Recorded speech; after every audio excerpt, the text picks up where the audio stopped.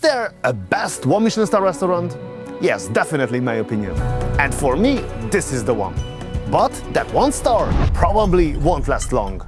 Now let me take you to a very special place in London, where a restaurant is waiting for us with a name that tells a lot. Mauro Colagreco. London. Yes, again. Seems like it's slowly becoming a home for me. But today we are heading to a place where I have only been to as a tourist so far. A building that is British through and through. Where we are heading now is called the Raffles. And we will find it in the old War Office. It was the center of the British Army through the peak years of the Empire. And of course, during the World Wars. Such small names walk these stairs as Sir Winston Churchill or Ian Fleming, the father of James Bond. We need a quick break here, because if you haven't heard, I have a new channel. And more, I made a detailed tour of this marvel there, on Alexander Travels. What a striking name, right? Yeah, I know. Anyway, our first video has already gained more than 1 million views. Which is crazy. And thank you so much for that. So don't forget to check it out. Alright, that's it. Let's get back to our subject.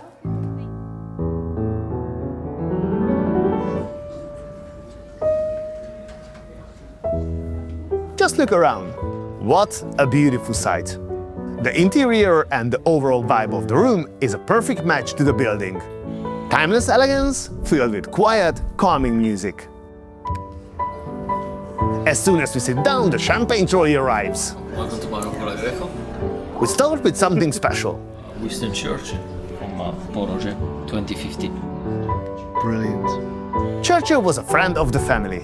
When he passed away in 1965, all the Poroge labels sent to England had a black frame. But this one brings back the colors of his naval uniform. I have tried this champagne before, but this time it feels different. Churchill actually had an office in this very building. So it feels special sitting here and sipping his favorite drink. I have to say, the champagne list and the wine list are pretty impressive. We can choose from the a la carte menu, the lunch menu, or a 3-course discovery menu. But today we are skipping all of that, because there is a special menu available right now. It's called the Tomato Menu, a 5-course experience for £175. A 5-course tribute to British produce, celebrating seasonal local tomatoes and their colors, aromas and flavors. And we're lucky, because the chef himself is here at the restaurant today. I have to admit, I'm really curious about this place. The Mirror experience was very close to my heart, so I'm excited to see how this thing turns out. The setting, the atmosphere, the staff, the tools, clearly top of the class. But let's see the food. The first snacks are coming. They are based on different tomato varieties grown in the UK. You could be rightfully skeptical, since, well, let's just say the weather here isn't like in Naples. The first one is a skewered duck prosciutto with plum tomatoes, lardo di collonata and blueberry ketchup. In the middle there is a tomato panna cotta topped with a lobster salad and caramel. The third one is smoked mackerel with trout roe and tapioca. And finally, a small cup with tomato essence set into a light jelly with basil, mint, lime zest and green cardamom infusion. Alright, this is a bloody good start. This is my mood. Smoky creamy. Crunchy. My favorite was the smoked mackerel. And here we meet Didier Fertilatti, the front of house director for Mauro Colagreco. He trained with some of the greats in France, then moved to England and joined the Fat Duck. That was 25 years ago, and this already would be enough for a pretty strong CV. As I say all the time, I've been lucky enough that I've been working with Eston, not for Eston. Because at the time there were 4 in the kitchen and we were 3 in the room. That's it. And we won 1st star, 2nd star, 3rd star and best restaurant in the world in 5 years. What an incredible man! Imagine the knowledge and experience he has. I am glad we are in such good hands. Soon the famous bread of Mauro's grandmother arrives. Have you seen this bread before?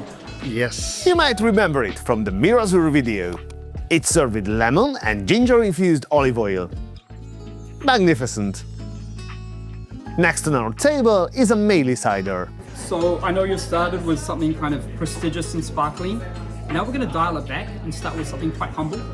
This is a little cider, the Mali cider from Valle d'Aosta in Italy. It's made from apples grown in alpine orchards. Most of them come from trees that are over 80 to 100 years old. This guy has some energy, right? Our first course will be finished right in front of us by head chef Leona Aguirre. He started his culinary career in Argentina before moving abroad. He worked at Mauro Colagreco's flagship restaurant, Mirazur, and at several of his other places around the world. What he's preparing is called the tomatoes from the Isle of Wight. It is said to be the sunniest place in Great Britain, an island with its own microclimate, perfect for growing tomatoes. The dish is a green zebra tomato gazpacho with a Dijon mustard ice cream. Well, that sounds interesting. The gazpacho is made with green tomatoes, celery, ginger, cucumber, coriander, and a bit of garlic. At the base there is a small salad with apples and cucumbers. And then just finishing it with a gastrique. So a bit of caramelized sugar, some vinegar, and tomato essence. So a nice concentrated tomato flavor. As an ambassador of acidity, let's try the gazpacho.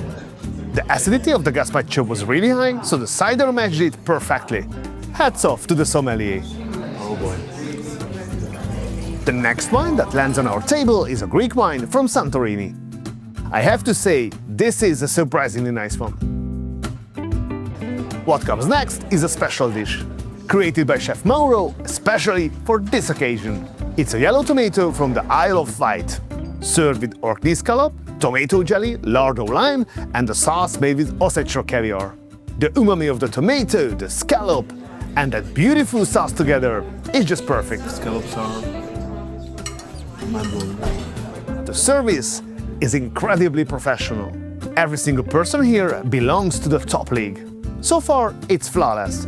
If you remember, I had the same impression in Mirazur. Seems like it's in their DNA. And here comes the sommelier again. This time with a natural wine from Austria. I couldn't agree more. Then comes a pleasant surprise. Chef Mauro himself. He feels like the kind of person who is open, genuine, full of life, and impossible not to like. For those who don't know him, let me give you a quick introduction. Mauro Colagreco, born in Argentina to Italian parents, trained in France before working around the world in Paris and New York. He later settled in Menton, where he created Mirazur, a restaurant built on ultra-local sourcing and a vast garden that grows much of its own produce. Since opening in 2006, Mirazur has earned 3 Michelin stars and was named the world's best restaurant in 2019. We have a quick chat and then the next dish arrives. It's based on the chocolate cherry plum tomato, with a jelly made from tomato water and olive oil jelly. There is some sheep's ricotta milk, topped with sourdough, mixed with tomato essence and some powder on top. So far, this English tomato experience is surprisingly good. I had my doubts, but I love it. Then comes a familiar twist. In front of us are 2 bottles. One was aged 60 meters above sea level and the other 60 meters under it. It's a little game, so we can compare them. I already tried something similar with champagne at Mirazur, but this time it's Exton Park above and Exton Park below. Both English sparkling wines. I really love this idea. The one aged in the sea had a stronger aroma and I found its flavor a bit more intense too. I have to admit this is one of the best sparkling wines I have ever tasted. In a blind test, it could easily compete with some champagnes. With it comes a grilled lobster, served with a tomato fondue mixed with a lobster bisque, and topped with slices of plum tomato. Bold deep flavors, this is a serious business.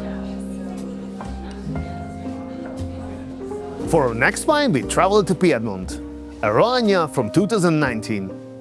This next course is focused on the Marmont tomato, served with monkfish and 2 sauces. One is saffron sauce and the other is a tomato XO. It's surrounded by dehydrated tomatoes and finished with wild garlic seeds on top.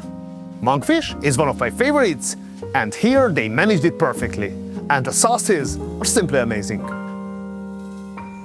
The cutlery on the table tells us it's time for the first main course. This is their version of green figs and duck, and they serve it with a duck jus. Super rich flavors. I'm sold. This restaurant. There is no time to sit and wonder because 3 cards just arrived at the table. Each of the 3 cards represents a wine region, and I have to make a blind choice to decide where the next wine will come from. It's such a cool idea. I should have thought about that too. Anyway, let's pick one. Sometimes you just can't beat the classics. What can I say? Must be my 5th sense. What we have here is a Chateau Pontet Canet from the year 2000. And for our finally savory course, we have beef. It's marinated with herbs and covered with nasturtium and oxalis. On one side, there are pineapple tomatoes infused with green oil and tomato water. On the other side, there are some tomato kimchi or fermented tomato, whichever you like. Let me stop you for a second. I have traveled across the globe, collecting memories through exceptional dishes, wonderful wines, and amazing people. And many of you have been with me on this journey, but one thing never changes. You know me, quality is everything to me. I have tried every kind of glasses out there, and I finally found the best one of them all. And this is the first product I can stand behind 100%. These are the Josephinenhütte glasses. I use them in my restaurant and at home too. It is razor thin and it has the most beautiful design, and it brings out the best side of every wine. For me, this is perfection. My favorite glass, without any question. And that's why I decided to create my first collaboration ever. If quality matters to you and you're looking for the best, this is your moment. Treat yourself or someone you love for this Christmas with quality and uniqueness. And I will also send the Christmas card with it. You can find all the details on alexandertheguest.com. Vote for quality, join the family. Now it's time for desserts. Our wine is a 1998 Chateau d'Yquem, which of course is an outstanding sweet wine, one of the best. It's no coincidence that you can see it in almost every one of the world's best restaurants. If you thought there is no tomatoes in the dessert, you were wrong. Tomato is actually a pretty good ingredient for a dessert. It's a fruit after all, even if it's more on the savory side and not a popular ingredient for dessert. The first is ginger and basil-infused tomato, with a salad of different tomatoes inside. It's served with different kinds of pearls, burnt vanilla, tomato and basil, and ginger. A nice refreshing taste with light sweet notes. Fantastic, simply fantastic. The other dessert is verbena cream with different tomato varieties. Served with sake jelly and finished with an opaline crystallized white sugar, infused with brandywine tomatoes. I think it's really clever and creative. You feel the original aroma of the tomatoes. Fresh, acidic, summer vibes. Yet, because of the sake and the sugar, it is just something totally different. A beautiful dessert, and I love it very much. Finally, a cool box with the petit fours inside. And with that, our meal is finished. Well, what can I say? There are restaurants where it's hard to find a single flaw. The kitchen is strong, confident flavors, beautiful plating. And in my opinion, these dishes are beyond 1-star level. In this restaurant, every tiny detail is in its place. The service is world-class, even among 3-star restaurants. Watching Didier at work is a pleasure. Every movement carries decades of experience. And I have a feeling this restaurant won't stay at 1 star for long. Don't forget to check out my other channel, Alexander Travels. See you next time. You can call me stupid.